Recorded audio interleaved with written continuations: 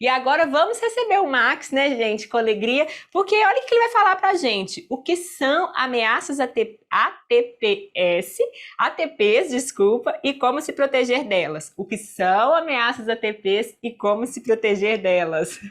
É isso aí, né, gente? Estão todos vendo já o compartilhamento da minha tela aqui?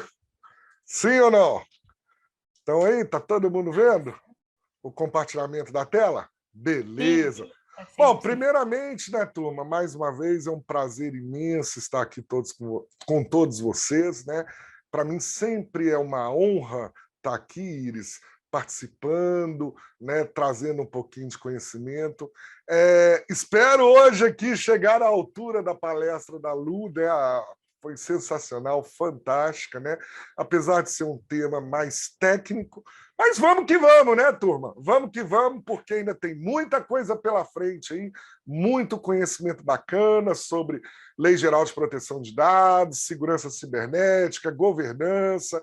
Mais tarde nós temos os nossos convidados internacionais, o professor Fabrício aqui do IGTI, cara fera, vai estar aí sentado aí com o professor Gus, que é um professor internacional, assim, um cara fantástico, eu já tive o prazer de conversar com ele, então vocês vão talvez ficar assim maravilhados aí com o conteúdo que eles vão trazer aí. Bem, turma, e começando aqui, né? Eu gosto sempre, aproveitando esse momento inspirador, né? Pegando um gancho aí na palestra que foi da Lu aí, da Luciene, né? Uma palestra fantástica, né? Eu trago esse gancho aí, né? Essa mensagem que diz o seguinte, do meu amigo mestre Yoda, né? Eu acredito que alguns de vocês aqui saibam que eu sou fãzaço do Star Wars, já apareci em aula vestido de Stormtrooper, né? Sempre brincando com os alunos, né? Eu considero todos os meus alunos jovens paduans, né? E hoje eu trouxe uma mensagem aqui do meu nobre colega mestre Yoda, que fala o seguinte: a vontade de fazer deve ser maior do que o medo de errar. O que quer dizer isso, turma? É que nós não podemos ter medo de errar, porque errar faz parte do processo de aprendizagem. É errando que nós vamos aprender, né, turma? Então nós temos que ter aquela vontade de fazer, a vontade de crescer profissionalmente, a vontade de crescer como ser humano, né? Buscar novas fronteiras aí, galáxias aí, né? Galgar o nosso espaço e sempre se espelhando em nós mesmos, né? Como a Luciana disse, né? Vamos olhar para nós, em vez de ficarmos aí idolatrando outros, né? Vamos nos idolatrar, nos amar, né? Pois só assim a gente consegue ter aquela up, né? E com isso alcançar nossos sonhos, desejos, né? Superar obstáculos. Então, lembrem-se que a vontade de fazer ela tem que ser maior que o medo de errar. Né? São com essa vontade de fazer que você alcança aquele futuro tão desejado, realiza aquele sonho, aquele desejo. Tá certo? Combinado, turma? Então, vamos em frente aqui, né, galera?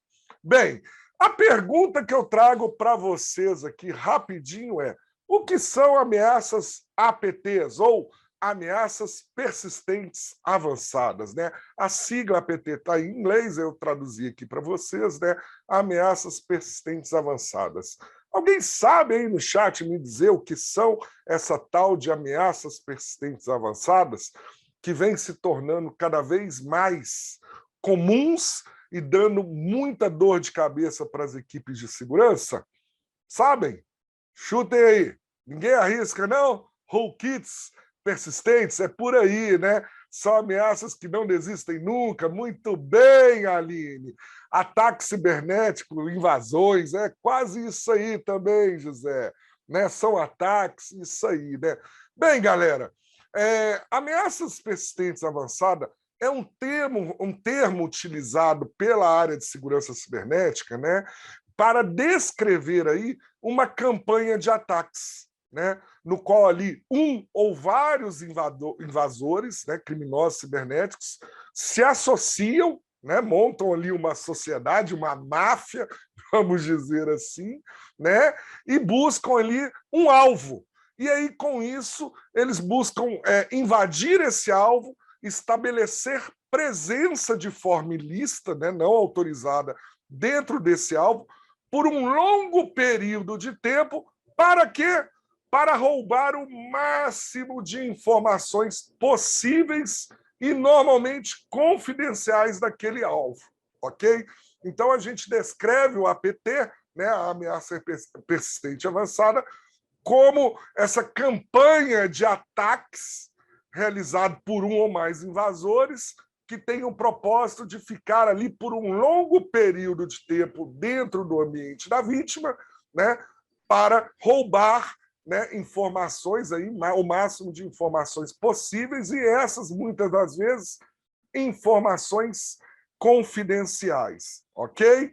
Bom, e qual é a diferença hoje, turma, de um ataque do tipo APT para um ataque do tipo tradicional? Eu trouxe aqui algumas diferenças básicas, como, por exemplo, um ataque tradicional, aquele cometido por um criminoso, no qual ele tenta invadir o sistema e rouba ali a informação ou instala um código malicioso e sai rapidinho, né? Esse tipo de ataque, ele tem pouca complexidade, né? Então, assim, é um ataque normalmente feito de forma rápida, sem muito planejamento, sem muita estratégia. Já um ataque do tipo APT, ele requer muita complexidade, ou seja, há todo um plano marabolante, né? Um plano malicioso ali para conseguir acessar o sistema, a infraestrutura da vítima e se manter ali por um longo período de tempo, né? Um ataque tradicional, ele busca o maior número de vítimas possíveis, né?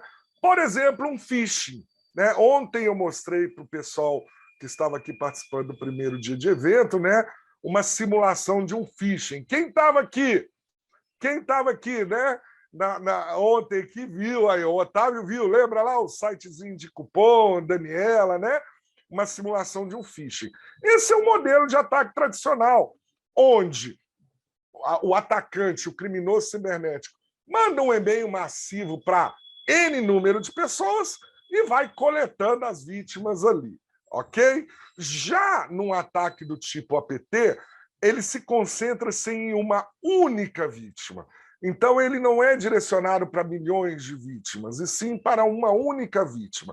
Ele foca o alvo ali naquela vítima e tenta, de qualquer maneira, ganhar o acesso e se permanecer ali por um grande período de tempo, só sugando informações importantes.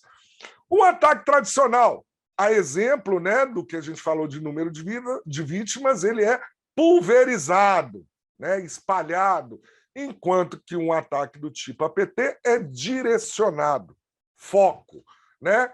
Normalmente, os ataques do tipo tradicionais, eles são realizados de maneira automática. O criminoso vai lá, prepara um script malicioso, um código malicioso, injeta aquilo no e-mail ali, né, camufla no e-mail, manda para fora, as pessoas, as vítimas vão clicando naquele e-mail, né, e a coisa vai acontecendo de forma automática.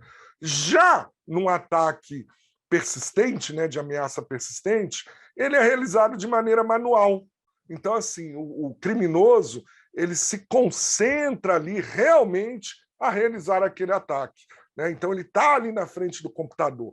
Normalmente, no tradicional, o criminoso manda, aí vai tomar um café, vai passear, vai assistir um Netflix, comer uma pipoca, assistir uma palestra da Luciene e volta depois de 2, 3 horas e vê o resultado.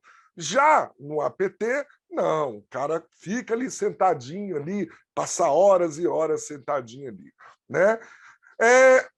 Tradicional, realizado em curto período de tempo, né? Porque o criminoso fica sempre com aquela pulga atrás da orelha, no sentido assim, não, você descoberta a qualquer momento. Então, quanto mais rápido eu conseguir resolver a parada aqui, mais rápido eu saio fora.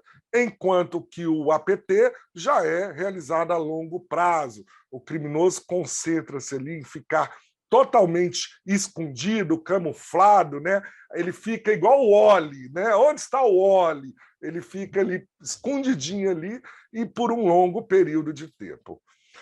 No ataque tradicional, turma, o criminoso pega o que encontrar, então ele sai. Sabe aquela coisa, assim, aqueles programas de televisão em que o apresentador fala assim: olha, você tem 5 minutos para recolher tudo que você puder e colocar aqui nesse carrinho. Igual lá o Masterchef da vida, né? Vocês têm 3 minutos para ir lá na despensa e escolher tudo que vocês precisam para fazer a receita. Né? Então você sai igual doido, colocando um monte de coisa, não está nem aí sabendo o que é, mas sai colocando um monte de coisa e depois vê, né, o que você colocou. Isso é um modelo tradicional de ataque.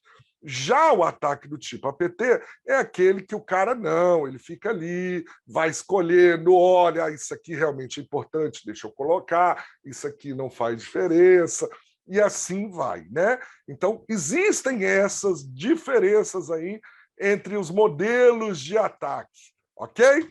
Bom, e quem são os alvos de um ataque de ameaça persistente?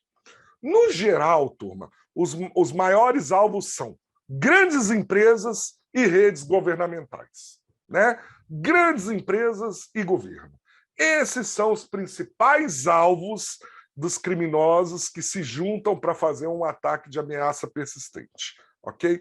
Normalmente envolvem, né, questões políticas, sociais, no caso dos governos, né? Então, assim, eles juntam lá para impor a sua ideologia, a sua política, né, ali perante aquele governo, ou fazer um ato terrorismo, né? No caso das grandes empresas, no geral, é para ganhos financeiros, né? Ok? Porém, turma, grandes especialistas, grandes empresas especialistas em segurança, como Sophos, Checkpoint, Palo Alto, Kaspersky, né, e muitas outras aí, Fortigate, enfim.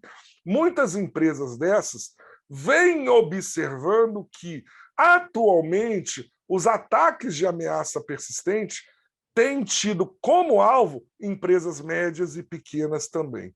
Por quê? Por conta justamente do valor hoje dos dados pessoais, né? Se sabe aí tanto que na União Europeia quanto no Brasil existem leis, né? A GDPR, a LGPD, né? Que prezam pela proteção e privacidade de dados e informações pessoais. E aí os criminosos estão fazendo o quê?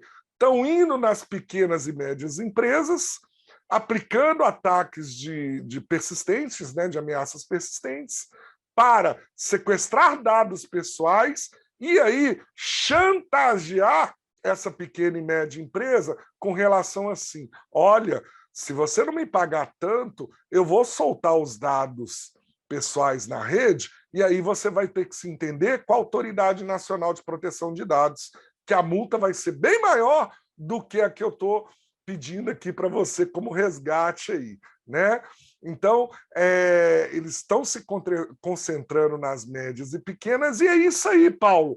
Também pela questão das médias e pequenas empresas estarem menos preparadas tecnologicamente, né, para enfrentar esse tipo de ataque, né? Então, assim, elas estão se preparando, mas a gente sabe que existem ainda muitas barreiras com relação a investimento, barreiras com relação a recursos humanos, barreiras com relação à cultura, né? Hoje, infelizmente, nós temos muitas pequenas e médias empresas que ficam naquela vibe, turma, do seguinte: ah, eu sou pequenininho, então nenhum criminoso cibernético vai querer invadir o meu sistema. Né? Ficam com esse pensamento.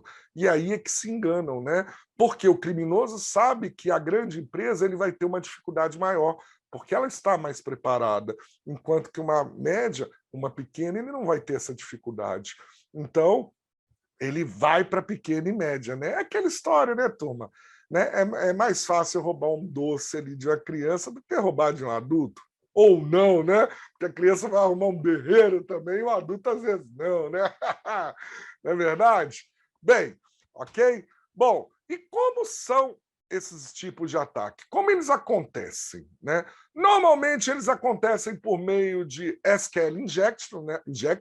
né? Injeção ali de códigos maliciosos de script via SQL, cross-site scripts, né?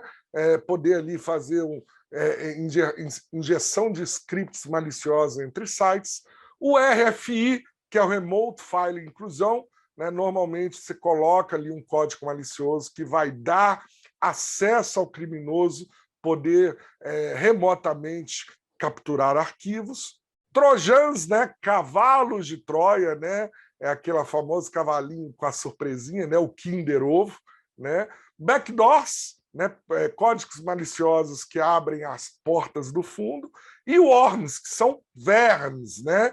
Que se propagam aí nas redes aí. Então, esses são os tipos de ataques relacionados a ameaças persistentes mais comuns, ok? Tranquilo até aqui, turma? Tá bacana? Estão gostando? Digam para mim. Se estiver ruim, a gente para tudo aqui, vai embora, deixa para lá, né? Porque o SQL é muito... O quê? Passou aqui correndo show, vamos ver? Porque o SQL é muito comum do que você imagina. Bom, por quê? Porque, infelizmente, está mudando, mas, infelizmente, os desenvolvedores não têm a cultura com relação à segurança, né? Isso está mudando, né? Está mudando por conta de quê?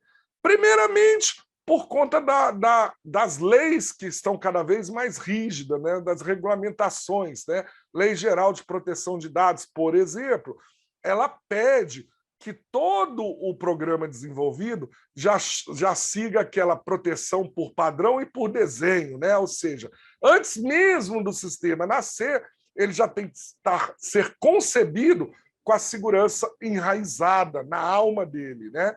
Então, assim, essas coisas que estão fazendo essa cultura do desenvolvedor em pensar em segurança. Porque até então, se o desenvolvedor virava e falava assim, olha, eu estou desenvolvendo aqui questões de segurança, é por conta da equipe de segurança. E a própria equipe de segurança também falava assim, essa questão de colocar o sistema seguro, isso aí o desenvolvedor é que tem que fazer para o lado de lá, né? Então, essa cultura errada, ela tá caindo, né? Tanto que nós temos aí os padrões SIC DevOps, DevOps SIC, né? Para quem não sabe, o SIC DevOps significa segurança, desenvolvimento e operação, né? Então, pensar em segurança em primeiro, no desenvolvimento e na operação. Então, esses conceitos estão cada vez mais comuns na turma de desenvolvimento e fazendo, então, assim, com que problemas relacionados a bugs em sistemas causem, por exemplo, um cross-site script, um SQL injection e assim por diante. Ok? Respondido? Beleza, né? E os princípios de um ataque? Como é que são os princípios de um ataque de ameaça persistente? Primeiro ponto, o invasor ou o grupo de invasores, porque normalmente um ataque de ameaça persistente é feito por um grupo, uma máfia, vamos dizer assim, um bando de mafiosos, criminosos cibernéticos, né? E brincando aí, mas é a realidade. Eles fazem, a primeira etapa é a etapa de infiltração, né? Mas antes mesmo eles tentarem infiltrar-se naquele ambiente, naquele sistema, eles fazem todo um trabalho de reconhecimento do alvo, né? Então eles buscam coletar o máximo possível de informações sobre aquele alvo, né? E essa busca vai desde dispositivos, motores de busca da internet, vai fazendo a engenharia social em colaboradores, vasculha um lixo atrás de informação, né? Então, eles fazem um trabalho de formiguinha no reconhecimento do alvo, né? Eu costumo até dizer para os meus alunos lá no MBA de Segurança Cibernética, nos bootcamps de segurança cibernética, principalmente o de ataque, né, no qual eu leciono lá a disciplina de Ethical Hacker, né, eu costumo dizer para os alunos que, durante um teste de intrusão, um pen test, a fase mais trabalhosa do analista, do Ethical Hack, é justamente essa fase de coleta de informações, ou seja, reconhecimento do alvo.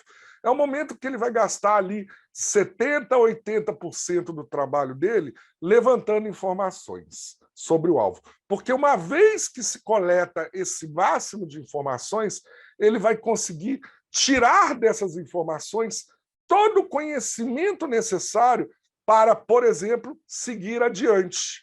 Ok? Seja ali num teste de intrusão, fazendo a análise de vulnerabilidade, ganho de acesso, ou seja aqui um criminoso utilizando um ataque de ameaça persistente, né? Então ele coleta todas essas informações, analisa elas, delas ele tira o conhecimento para quê? Para justamente realizar a infiltração, ou seja, entrar dentro do sistema. Aí, uma vez lá dentro do sistema, o que o criminoso faz? Ele se expande, né? Ele se expande ali no universo daquela rede, no universo daquela infra, né?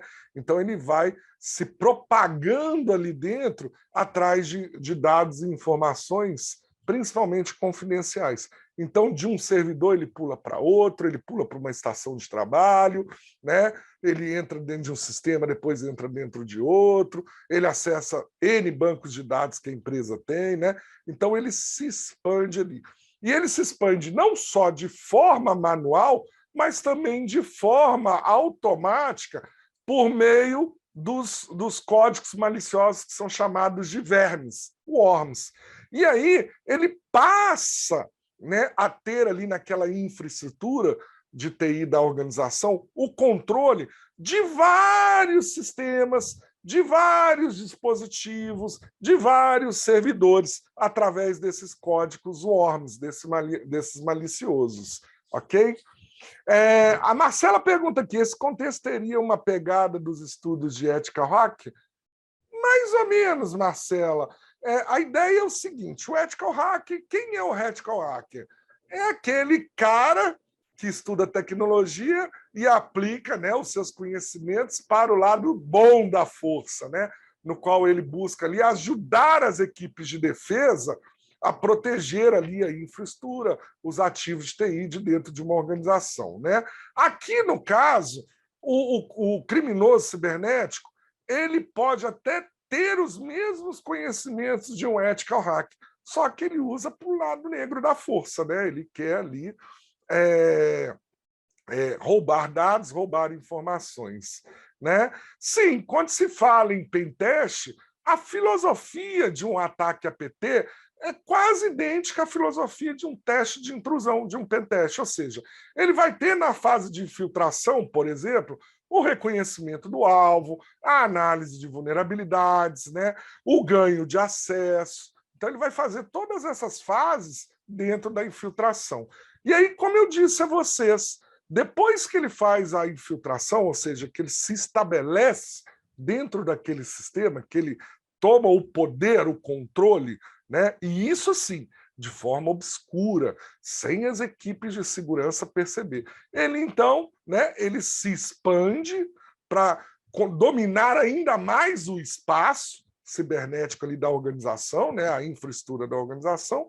E aí, uma vez que ele está lá dentro, controlando, que ele se expandiu em todos os sistemas, todos os recursos de TI, ativos de TI da organização, ele começa, então, a realizar a extração de dados e informações confidenciais.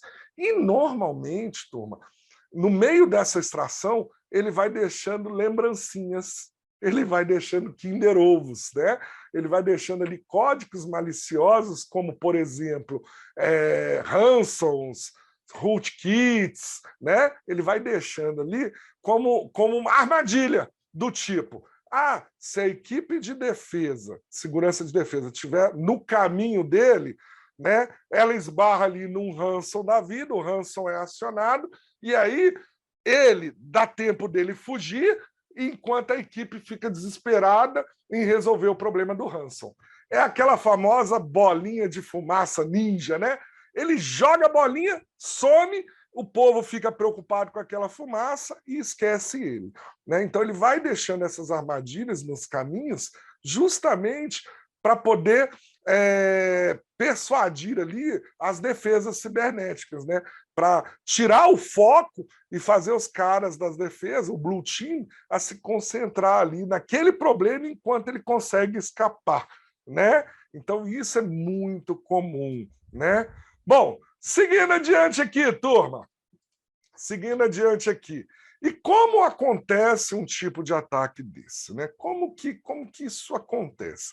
Primeiramente, né, o criminoso ali tenta obter acesso. E ele tenta obter acesso com base no conhecimento adquirido durante a coleta de informações, reconhecimento do alvo, análise de vulnerabilidades, né? Então ele faz todo esse processo. Aí, uma vez que ele obtém o acesso, ele estabelece um ponto de apoio, tipo um quartel-general, vamos dizer assim, né? É aquela história, né? Quando você invade um terreno, a primeira coisa que você faz é garantir ali um quartelzinho ali no qual você vai colocar suas estratégias, né? Um ponto de encontro ali, né? Então é isso que ele faz. Ele estabelece um ponto de apoio, onde dali ele vai se ramificar para outros lados. E aí ele começa a controlar os sistemas, né, como um todo. Isso aí, Magno, obrigado, né? Fugiu a palavra, uma base. Obrigado, né? Então ele estabelece esse ponto de apoio, essa base, e aí, a partir dessa base, ele começa a se ramificar e controlar os sistemas. Então ele sai controlando tudo, né? Usando o poder da força aí para controlar tudo. E aí, uma vez que ele controla, ele começa a investigar o ambiente que ele está, para poder ali saber o que vale a pena, o que não vale, né? E começa a propagar o acesso para ele ter outros meios, né? Outras rotas de fuga, por exemplo, outras bases, né? Porque vai que a equipe de Blue Team descobre a base A dele, aí ele vai e pula para a base B, né? Então ele vai fazendo isso aí. Lembrando que um ataque de ameaça persistente é um ataque em que o criminoso quer ficar lá muito tempo. Ele não quer entrar, roubar e sair rapidinho. Não, ele quer entrar, roubar, fica lá ad eterno roubando, enquanto ele puder, a longo prazo. Então a ideia dele é essa, ok? E aí, isso tudo sempre com a visão de se permanecer oculto, né? Escondido, né? Então ele fica ali, como eu brinquei aqui anteriormente, onde está o Wally, né? Então ele fica oculto ali. Beleza? Tranquilo? E se eu tiver meus arquivos em partições diferentes, SSD consegue acessar? Sim, Valdir, ele consegue acessar. Né? Ele busca sempre ter o domínio daquele dispositivo, né? Daquele storage, daquele servidor, daquele sistema. Então, ele consegue aí. Né? E o que eles fazem com os logs? No geral, eles manipulam os logs, Marcelo. Como eles querem permanecer por longos períodos de tempo, então as primeiras ações dele ali, que estão aqui em controlar sistema, não é só controlar o sistema que ele quer invadir, ele passa também a ter controle nas medidas de defesa. Então ele passa, por exemplo, a adulterar os logs para que os logs possam refletir algo que não seja a presença dele, né? É igual, turma. Tipo, assim, quem aqui não viu Missão Impossível, o filme, né? Primeira coisa que os caras fazem lá no filme, vamos colocar mudar o circuito de TV aqui para ele ficar aparecendo só a última imagem e não a nossa.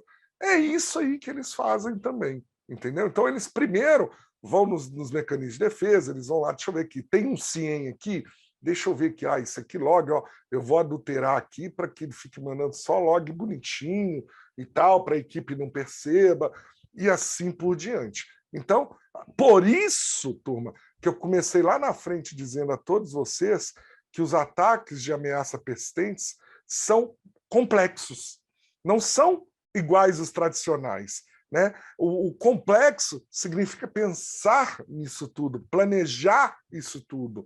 Né? Então, eles são bem sofisticados, bem minuciosos, né? Requerem uma grande complexidade por parte do criminoso. Então, não é qualquer criminoso, né? Por isso que, normalmente, os criminosos se unem para fazer um ataque desse tipo, porque aí cada criminoso tem a sua, entre aspas, qualidade, habilidade, competência, né? Porque não deixam de ter, e aí eles vão unindo, ó, esse criminoso aqui é bom em camuflar logs de CIE, então ele está dentro do time aqui, ó, esse aqui é bom para isso, esse aqui é bom para aquilo, né?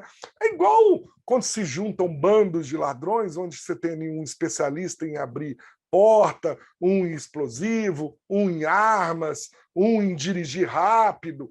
É isso aí. Eles costumam fazer dessa forma aí, ok? E os alvos, né? É isso aí, Valdir, arquiteta um plano, já tem um alvo certo, que normalmente é grande empresa ou governo, e planejam ali e fazem a ação, ok? Bem, e aí, qual é a importância da engenharia social nessa história toda? Normalmente, para um ataque ser bem sucedido, um ataque do tipo ameaça persistente, ele, no geral, envolve pessoas, ok?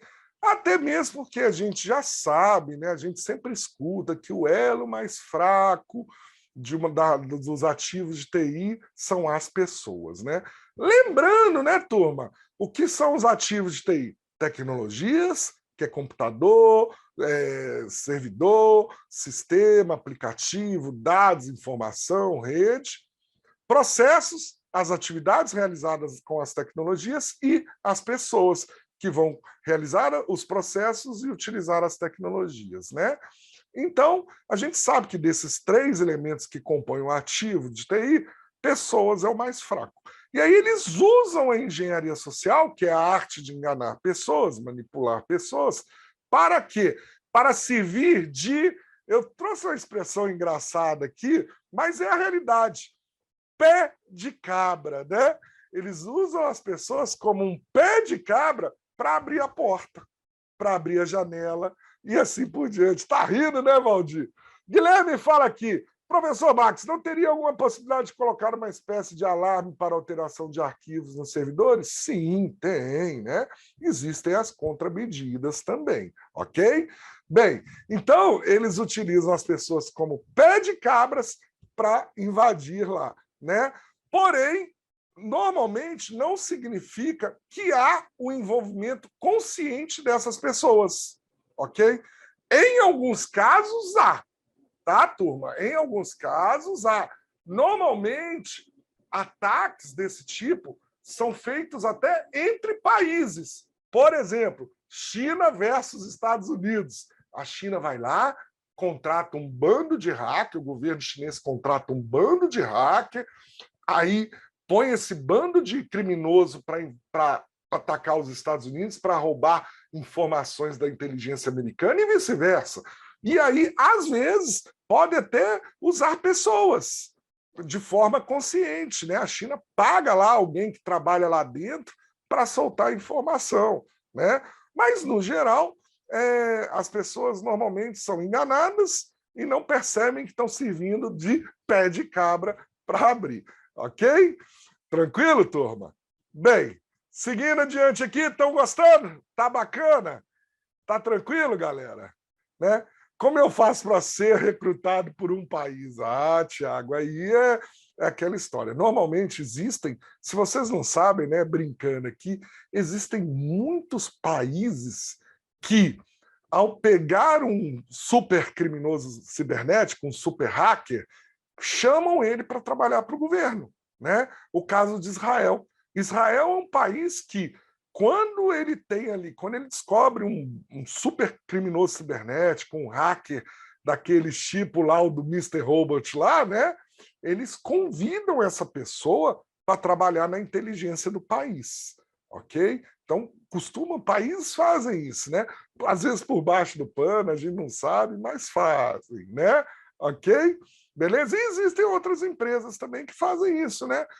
Às vezes, através de programas de recompensa, né? A gente sabe que muitas empresas usam programas de recompensa para estimular hackers a descobrir bugs em sistemas. E aí, Quando um hacker bom descobre um bug num sistema de uma empresa grande, a empresa paga ele e às vezes até convida ele para pertencer ao time de segurança. Assim aqui, pô, bacana, você descobriu, estou te pagando sua recompensa aqui, mas não quer trabalhar com a gente, não? É aquela velha história, traga o seu inimigo para perto de você, não é isso? Então, muitas fazem assim, ok? Bom, mas como se prevenir desses ataques? E aí, é o prenda-me se for capaz. Muito bem, Anderson, bem lembrado, né? E aí, como se prevenir desses ataques, né, de ameaças persistentes? O que vocês acham? Instalando antivírus resolve? Hã? Só vou instalar um antivírus aqui, resolve? Instalar um firewall resolve? Né? Instalar um firewall, um IPS, enfim. A primeira ideia que nós temos que ter em mente, turma, é que para se prevenir dessas ameaças e de muitas outras, a gente primeiro precisa pensar em uma estratégia. O que é uma estratégia? Estratégia é um caminho diferenciado que você vai seguir para alcançar um objetivo. Um plano diferente de outro qualquer que vai te ajudar a conquistar aquele objetivo. Estratégia é isso. Então, nós temos que pensar em uma estratégia. Existem na segurança cibernética N estratégias, umas mais consagradas, umas menos consagradas. Como exemplo, né, o que eu ensino muito aos meus alunos, a estratégia de defesa em profundidade, onde a gente pega a infraestrutura, divide em camadas, e em cada camada dessa, que a gente chama de segurança em camadas, a gente coloca um conjunto de mecanismos de proteção ali, específicos para aquela camada, ok? Então, esse é um exemplo, no qual cada camada de segurança é redundante à outra. E o propósito é o quê? Inibir ou impedir que uma ameaça entre ali e invada aquele sistema, né? É uma analogia, mais ou menos, do castelo, onde a gente tem ali o castelo. Se vocês pegarem na imagem de vocês um castelo, na cabeça de vocês um castelo, né? Deixa eu ver aqui se eu consigo aqui rapidinho, que aí vai ser até legal para fazer essa analogia para vocês. Vou pegar a imagem de um castelo aqui, ó. Castelo, rapidinho desenho. Que aqui vai estar. Aqui é tudo desenho de castelo, mas assim, para pegar castelo, defesa, profundidade. Aqui a gente é assim, turma. A gente fala na hora, mostra na hora. Pegar esse aqui que está tranquilo. Observe esse castelo aqui, né, para exemplificar a defesa em profundidade. Né? Observem que o castelo você vai ter uma entrada principal, né? Você tem aqui o fosso de água, que pode ter crocodilo, pode ter jacaré, pode ter até tubarão aí.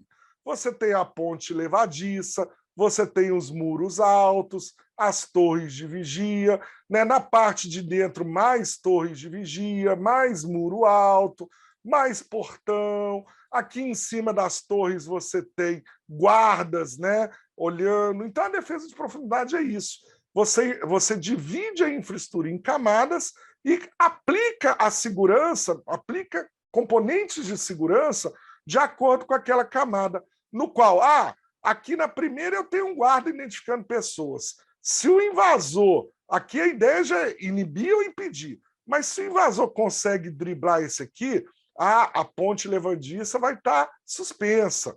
Aí ele vai ter um poço de água aqui, cheio de jacaré, cheio de crocodilo, cheio de tubarão, né? E aí ele vai ter que nadar esse poço. Além de nadar esse poço, ele tem que subir esse muro alto. Mas aí lá em cima do muro tem um monte de arqueiro para dar flechada nele. Então, isso tudo vai inibindo ou impedindo ele de adentrar para o castelo. Ok? Então, a ideia da defesa em profundidade, que é uma estratégia, é essa, né? É aplicar proteção em camadas. Mas, além dessa, nós temos, por exemplo, os syscontrols do NIST, que são ali 18 controles voltados para a segurança cibernética.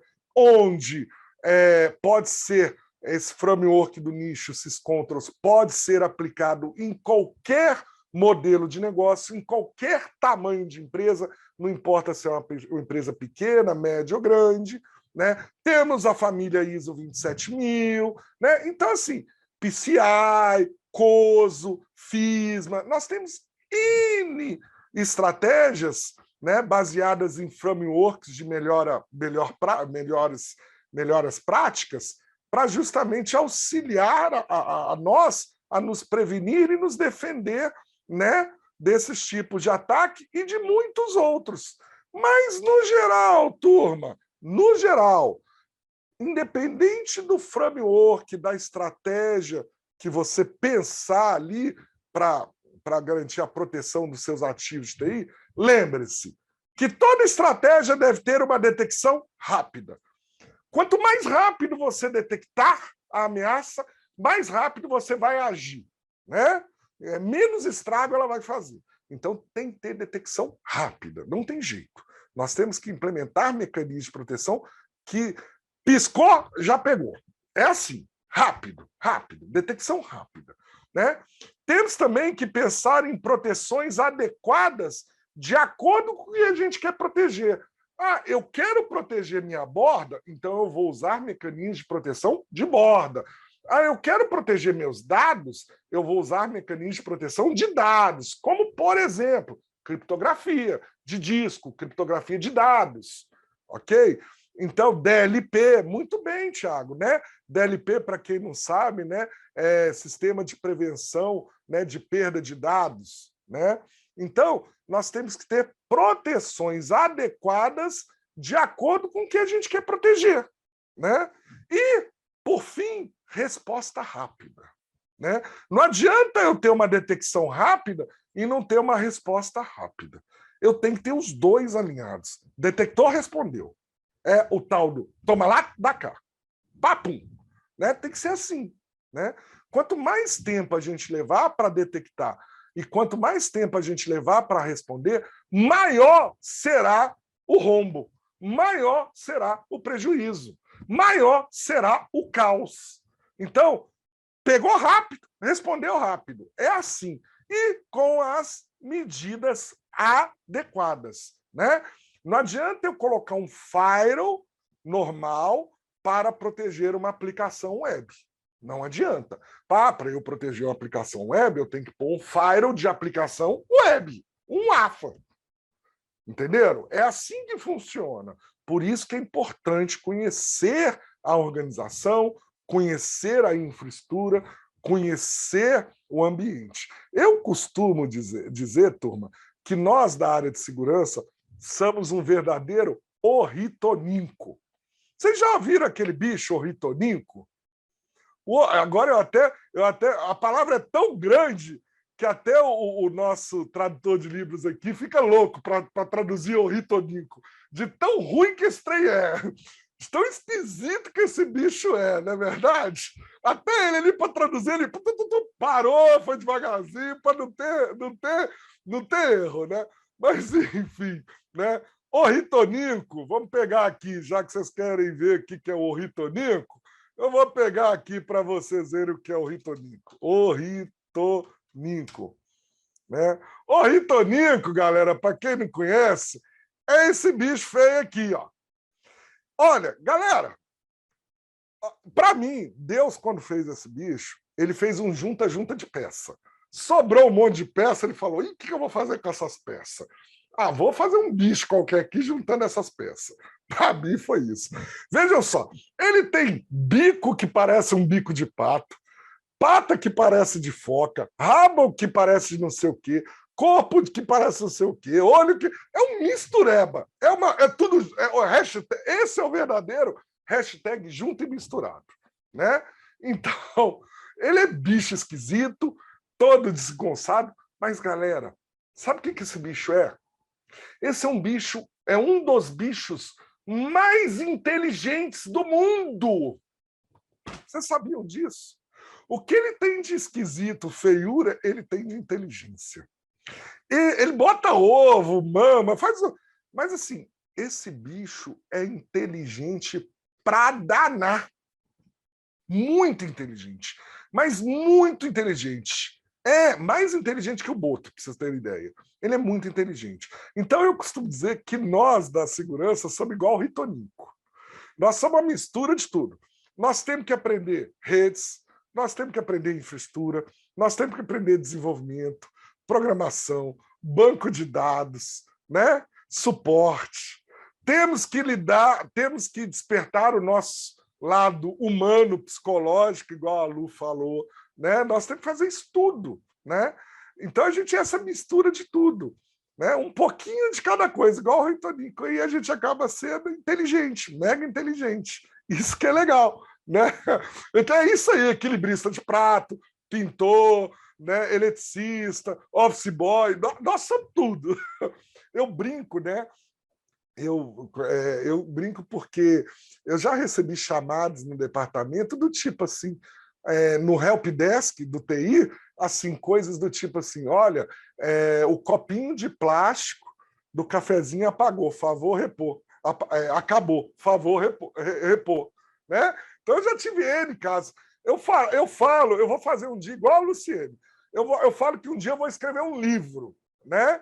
Eu vou escrever um livro com peripécias aí de TI, né? Porque é tanta história que não acaba mais. Enfim, então nós somos meio que esse Ritonico. Então nós temos que ter expertise em vários temas da empresa, né? Em várias áreas, em vários temas, e além disso, temos que conhecer as pessoas que estão na empresa e temos que conhecer muito bem o modelo de negócio da empresa. O que a empresa é, o que a empresa faz, o que a empresa tem. Para a gente garantir uma boa segurança, nós temos que conhecer muito bem o modelo de negócio. Esse é o segredo. Conheça o modelo de negócio. Como que você vai proteger algo que você não conhece? Então é importante que você conheça o modelo de negócio a fundo. Conheça o que a empresa é, o que ela faz, o que ela entrega de proposta de valor, qual o mercado que ela atua, o que os stakeholders querem, o que eles sonham, o que o cliente espera da empresa. Então, o mercado, tem que conhecer isso tudo. Conhecer isso tudo. Ok? Beleza? Bom, seguindo adiante aqui, turma. Mas que tipo de mecanismos e ferramentas que a gente pode pensar juntando a estratégia? A gente pode pensar em ferramentas de gerenciamento e controle de acesso, importantíssimas. Ferramentas de monitoramento de tráfego de rede, importantíssimo. Ferramentas de detecção e prevenção de intrusão, também importantíssimas. Né? Ferramentas de gerenciamento unificado de ameaças, os chamados UTMs, que são os firewalls de última geração, né? Um SOFXG, um FortiGate XG, um Checkpoint, enfim, né? Ferramentas de firewall de rede e de firewall de aplicação web, os dois ali na jogada, um para uma coisa, outro para outra coisa, né? Ferramentas de duplo fator de autenticação, 2FA, temos que pensar nisso também hoje em dia, né? Ferramentas de gerenciamento de vulnerabilidades. Lembre-se, ontem eu comentei e volto a comentar hoje, né, turma? O que a gente trata na segurança? Ameaça ou vulnerabilidade? Vamos ver quem mata a charada. André Luiz Nessos, que está por aí, foi um aluno nosso aí. Saudade, André. Né? O que a gente trata, André? André foi um aluno do MBA de segurança aqui, né? A gente trata vulnerabilidade. Tá vendo, turma, como é que eu guardo o nome de todos os meus alunos? E olha que já passaram de 1000, viu? Já passaram de 1000 e eu guardo o nome de todos eles, né? É isso aí, Joãozinho. Conscientização, né? Então, assim, ferramentas de proteção avançada de endpoints, EDR, XDR, MDR, ferramentas de criptografia de dados e conexões. Isso aqui, galera, é uma das diversas, né? Um monte mais que você tem que implementar. Flavinho, também, né? Enfim. Mas, além dessas ferramentas, acabou por aqui? Não acabou. Não acabou. Né? É importante que a gente defina uma boa política de segurança da informação, né, e segurança cibernética. Precisa ter essas políticas, essas normas, essas diretrizes, essas regras, porque serão a política de segurança da informação, a política de segurança cibernética, a política de privacidade de dados pessoais, né, que irão nortear o que você vai fazer com relação à proteção dos ativos de TI. Porque ali nessas políticas vão ter as regras, padrões, normas, procedimentos, sanções administrativas, sanções penais, tudo isso vai estar ali dentro. E, além disso, o mais importante, turma, por que o mais importante? Porque pessoas são um bem mais valioso que qualquer organização pode ter, né? Pessoas é o elemento mais valioso. Então, é importante que as empresas estabeleçam programas de treinamento e conscientização junto aos seus colaboradores. E aí não é só os colaboradores internos, não. Externos também, fornecedores, parceiros, clientes, tudo isso junto. E um bom começo, galera, para quem quer, poxa, como é que eu faço esse programa de treinamento, de conscientização? O que eu devo fazer? Está aqui, ó, um bom começo. Ó. Bom começo, Cartilha Cert BR. Lá tem N cartilhas pequenininhas que trazem um monte de coisa bacana, cada um com um fascículo, código malicioso, proteção de dados, boato. Tudo isso aqui, ó, galera, está lá disponível gratuitamente para você usar como material para realizar treinamento e conscientização dentro da organização. Professor Max, e na minha casa, com meus filhos? Lá também tem cartilha, internet segura, para poder ajudar a educar nossos filhos, né? Nossas crianças ali, nossos amigos, com relação à segurança e à proteção. Ok? Eu sei que eu tenho aqui 5 minutos, a Iris já apareceu, mas antes de acabar... Ô, Iris, tem alguém depois de mim? Tem alguém depois de mim ainda? Não? Ah, então posso ficar mais 5 minutinhos. Posso ficar mais 5 minutinhos. Mas rapidinho, galera. Né? Eu trouxe aqui para vocês, com relação ao nosso velho sábio, que é um velho que desce de uma montanha toda vez. Eu já falei que eu vou pegar esse velho de porrada qualquer dia desse, porque ele entra nas minhas aulas só para trazer mensagem. Ele é sem vergonha, esse velhozinho aqui, mas ele entra em todas as aulas minhas, né? E ele hoje aqui trouxe no evento o seguinte: pensar em defesa cibernética é pensar em priorizar ações de segurança, diagnosticar e mitigar vulnerabilidades, automatizar medidas de proteção, afinal de contas nós somos filhos de Deus, precisamos dormir, descansar, né? E, por fim, medir e monitorar para a gente saber se tudo que a gente fez está sendo eficiente e eficaz ou se precisa melhorar, né? E, para finalizar aqui, uma dica de gestão de vulnerabilidades. Está aqui, ó, esse programinha aqui. Lembrando, eu não recebo nada para fazer propaganda, né? Mas está aqui um programa excelente para a gente fazer gestão de vulnerabilidades. É o Utopia, não sei se vocês conhecem, né? Aqui eu estou com uma versão liberada para nós aqui, né, para o curso de segurança cibernética. Vou entrar aqui rapidinho para vocês verem. Vou pegar um e-mail que ele manda aqui de verificação aqui. Ok? Só um minutinho. Iris, um minutinho, só para eu mostrar para eles. Só para eu mostrar para eles aqui. Um minutinho.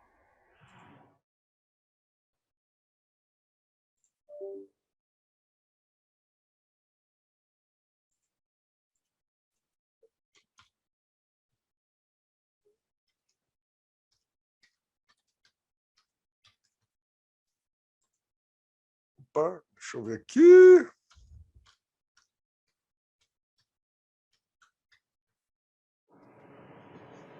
Max, Oi, fala comigo.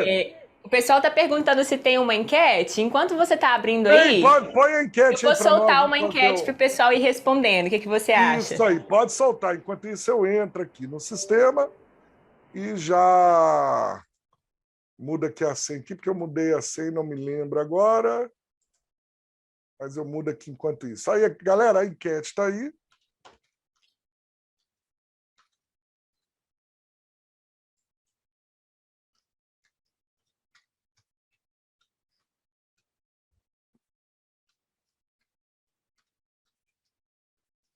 Pessoal, vou reforçar alguns recados com vocês. Eu vi uma galera aí dizendo que tá com saudade do Max, de fazer pós-graduação aqui no IGTI, e eu quero lembrar para vocês que nós temos cursos de MBA aqui com 60% de desconto para vocês acessarem. Não percam essa oportunidade, que é a última desse ano. No link que nós enviamos pelo WhatsApp, pelo seu e-mail, você pode acessar, colocar o código POSCYBER60 e garantir 60% de desconto em cursos como MBA de Arquitetura de Software e Soluções, MBA em Gestão de TI, MBA em Inovação e Gestão Ágil, em Inovação e Transformação Digital, em Cloud Computing e Segurança Cibernética.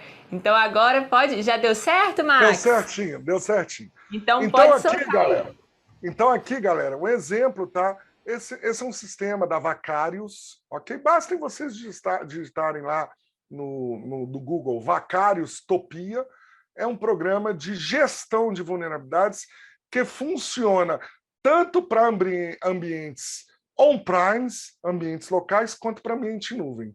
Então, ele é um programinha no qual você instala um agente no equipamento que você quer realizar o monitoramento, a gestão de vulnerabilidades, e a partir desse momento, ele faz todo o controle de vulnerabilidades daquele equipamento. Mas não é só controle de vulnerabilidades, por exemplo, de sistema operacional, não. Ele faz controle de vulnerabilidade de todos os sistemas e até do hardware, em questões de BIOS, de atualizações de BIOS, esse tipo de coisa. Então, aqui, por exemplo, ele classifica com vulnerabilidades altas, baixas, médias, né? Ele te dá um dashboard muito legal. E eu vou dar um exemplo aqui, ó. Ele achou aqui 10 vulnerabilidades altas. Vou explorar aqui. E aí ele me diz aqui quais são as aplicações que estão vulneráveis. Por exemplo, aqui ele está falando que nesse dispositivo meu eu estou com o Java aqui, precisando fazer atualização. Então ele me diz aqui, ele me diz o tratamento, recomendação, e ainda me traz aqui o patch de correção. Ou seja, um clique aqui eu corrijo. Eu não tenho que ficar correndo atrás de patches de correção. Ele já me traz aqui. E observe, ó, que ele me mostra o Tomcat, o Git, o Open, né? E aí eu tenho aqui, ó, dentro do Assentments aqui, ó, por exemplo, o meu servidor Windows aqui que está fora do ar. Ele me fala aqui, ó, quais são aplicativos instalados, as CVEs, as atualizações, e aí eu posso, Operate System, aqui, ó, ele me fala, ó, você tem isso tudo aqui de atualização crítica do seu sistema de operacional. Então, se eu clicar aqui e mandar update aqui, ele vai sair corrigindo tudo de que precisa de vulnerabilidade. Então, tá aí. É um programinha muito legal que você pode utilizar na empresa, né? Dentro da organização. Questões de preço, valor, isso aí... vocês têm que entrar em contato com os caras lá. Mais uma vez, eu não ganho nada por isso, eu estou só mostrando uma ferramenta, como eu sempre faço nos meus cursos lá de bootcamp, nas minhas aulas de bootcamp, de MBA, eu sempre estou trazendo muita ferramenta. Vários alunos aí não deixam eu mentir sozinho, né? Enfim. Bom, então trouxe aqui para vocês uma ferramenta para vocês estudarem aí. E mais uma vez, muito obrigado, turma. Deixa aqui o meu LinkedIn, né? Muito obrigado pela participação. Fiquem por aí que mais tarde vai ter mais. Hoje nós temos a palestra internacional com convidado internacional, com o professor Fabrício. Vai ser muito bacana. Tem outros eventos vindo aí, né, não, Iris? Isso mesmo, eu quero aproveitar para parabenizar o Alexandre Vasconcelos, que já acabou de colocar no chat, que já fez a matrícula dele no MBA de segurança, hein? Parabéns, espero que todos vocês também tenham essa oportunidade, aproveitem. Muito obrigado, Max, mas antes vamos soltar aqui o resultado da enquete, bem rapidinho? Vamos sim. Muito bem. Ó, para você, com relação à segurança cibernética, qual investimento a seguir você como CISO, consideraria mais importante neste momento de pandemia, no qual seus colaboradores estão 100% em home office? Na opção A, investimentos com mecanismos de proteção, tais como firewalls, IPS, EDR. Gente, eu tenho que ver se meus olhos estão bem mesmo aqui, hein? 30% votaram que em investimentos com programas de treinamento e capacitação dos colaboradores em áreas de TI e 30% em investimentos com programas de treinamento e conscientização junto a colaboradores. Então, e aí? 40% votaram na opção A, mas está bem divididas as opções. Olha, para mim, Iris, é empate técnico. Para mim é empate técnico. Porque realmente hoje existe essa preocupação de investir em tecnologia de proteção, né? Mecanismos de proteção. Mas também a gente não pode esquecer em investir na capacitação dos colaboradores de TI, principalmente das equipes de segurança, e do treinamento e conscientização dos colaboradores normais, né? Das áreas de negócio, dos colaboradores. E aí, turma, aqui deu um empate técnico. Mas lembrem-se do que eu vou deixar aqui para vocês. A responsabilidade com a proteção, a segurança de todos os ativos de TI não pode ser só da área da segurança da informação, segurança cibernética. Ela tem que ser de todos da organização, ou seja, de todas as áreas de negócio, de todos os colaboradores, dos diretores, ok? Cada área de negócio, cada colaborador dentro da organização tem que assumir o seu papel e a sua responsabilidade com a segurança da informação, com a segurança cibernética. Nós, da área de segurança, não podemos carregar todo esse fardo no ombro, né? E a segurança ela tem que ser feita de forma dividida, onde todo mundo tem o seu papel, sua responsabilidade, né? E para isso precisa o quê? Treinar, conscientizar, fazer com que as pessoas enxerguem que elas são importantes para a segurança, né? E que nós da segurança precisamos delas. Nós não somos super-homens, nós não somos mestres Jedi, né? Nós não somos, como diz, Thundercats, né? He-Mans, She-Ras, não. Nós precisamos deles para nos ajudar, nós precisamos das áreas de negócio, nós precisamos dos colaboradores. Por isso que é importante disseminar esse treinamento e essa cultura junto às áreas de negócio, né, para fazer com que eles assumam o papel e a responsabilidade e, com isso, tornem o nosso trabalho mais tranquilo, né, menos estressante. Não é verdade, turma? Não é isso? O pessoal falou que os anos 90 está em peso agora. Aí foi jeito. Muito obrigada, Max. Muito obrigada a todos que fizeram parte aqui dessa nossa primeira sessão do dia de hoje. Estamos juntos, estaremos juntos até quinta-feira com incríveis palestras, inclusive internacionais. E na sexta-feira nós teremos um encontro super especial aqui. Uma live de carreira super, super importante que vai sortear também o quê? Eu não vou contar, eu não vou revelar. Conta não! Não! Vamos ver se o pessoal... Obrigado, Marcelo. Falou que eu tô bonita. Muito obrigada. Tem que brilhantar esse evento aqui, né, Max? Isso aí. Mas aqui, eu vou fazer igual o João Kleber. Para. Conta não. Não posso contar qual que é o prêmio. O pessoal tem que vir aqui para poder saber, né? Na sexta-feira, aí é aquela história. Ligue já, né? Acesse o portal, ligue já. Aí a gente... Max, muito obrigada pela sua energia contagiante. Muito obrigada a todos. E nos vemos. Obrigado a todos. Nos vemos mais tarde, hein, pessoal, para a nossa sessão noturna. Eu espero todos vocês aqui e ao longo dos próximos dias. Um abraço bem forte.